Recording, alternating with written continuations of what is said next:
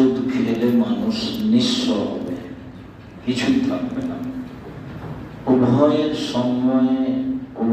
সমন্বয়ে আমি বলেছি, সুদ খেলে মানুষকে একদিন ভিক্ষুক হতেই হবে, আজ হোক আর কাল হোক। তাকে একদিন না একদিন পথে নেমে ভিক্ষা করতেই হবে। এটা হলো সুদের ফলাফল। আল্লাহ বলছেন টাকা কমে যাবে, আর আল্লাহর নবী বলছেন নিঃস্ব হবে। উভয়ের সমন্বয়ে আমি বহুদিন থেকে বলে আসছি, সুদ খেলে মানুষ ভিক্ষুক হবে, আজ হোক আর কাল হোক। সুদের টাকা থাকবে না। কেন থাকবে না? আমি একদিন আব্দুল্লাহর বক্তব্যে বুঝলাম যে ও এই কারণে থাকবে না। তার আগে আমি ওইভাবে বুঝতাম না, আমি বলতাম। একদিন বক্তব্যে বলছে যে সুদ হারাম কেন, সুদে টাকা কমে কেন? এই জন্য যে টাকার উপরে জুলুম করা হয়। কিভাবে?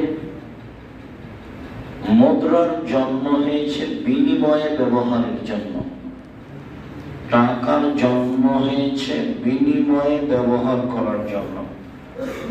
রিয়াল,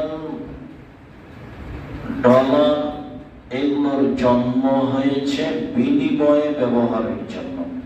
বিনিময় কি জিনিস? আমি একটা বোতল কিনেছি, বিনিময়ে টাকা দিয়েছি, এই জন্য জন্ম। আমি একটা টিস্যু বক্স কিনেছি, আমি বিনিময়ে কি দিয়েছি? টাকা দিয়েছি। তাহলে টাকার জন্ম হচ্ছে বিনিময় ব্যবহারের জন্য। আল্লাহকে সৃষ্টি করেছেন কেন? বিনিময় ব্যবহারের জন্য। তো যখন বিনিময়ে ব্যবহার না করে মানুষ টাকা দিয়ে টাকা নিবে, তখন কি আল্লাহ যে উদ্দেশ্যে সৃষ্টি করেছেন সেটা হলো কি? তখন ওর উপরে জুলুম করা হলো।